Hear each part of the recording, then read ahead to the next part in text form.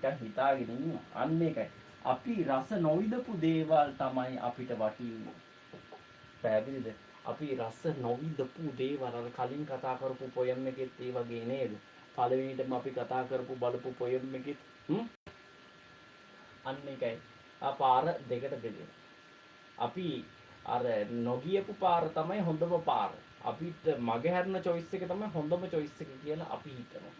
Success is counted sweetest by those who never succeed. To comprehend කියන්නේ අවබෝධ කරගන්න, තේරුම් ගන්න. A nectar. nectar කියන්නේ mango nectar නේද? ඒක බීමක් තියෙනවා. nectar කියන්නේ අමා රසය.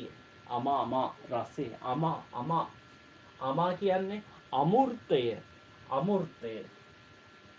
To comprehend a nectar. ඒ කියන්නේ අමෘතය කියන රසය.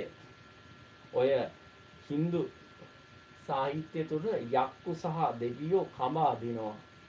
අමෘතය දොවන්නේ. අන්න ඒකයි. ඉතින් ඔය අමෘතය කියන අමා මහ රසය. right? ඒ අමා මහ රසය තේරුම් ගන්න නම් requires sorest need. අවශ්‍යයි කියනවා ලොකු පිපාසය. right? කවමදාවත් right?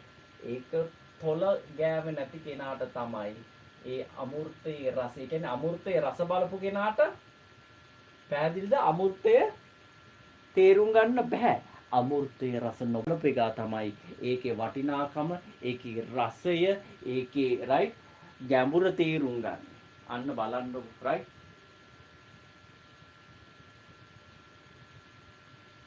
ඒ කියන්නේ යමක අවබෝධය තේරුම් ගන්න නම් අපි කවදාවත් අපිට ඒක තියෙන්න ඕනේද නොතිබෙන්න ඕනේද right අපිට ඒක නොතිබෙන්න ඕනේ දැන් අමෘතයේ කවදාවත් තොල නොගාපු එක තමයි අමෘතයේ වටිනාකම හොඳාකාරවම දන්නේ කියලා තමයි මේ කියන්නේ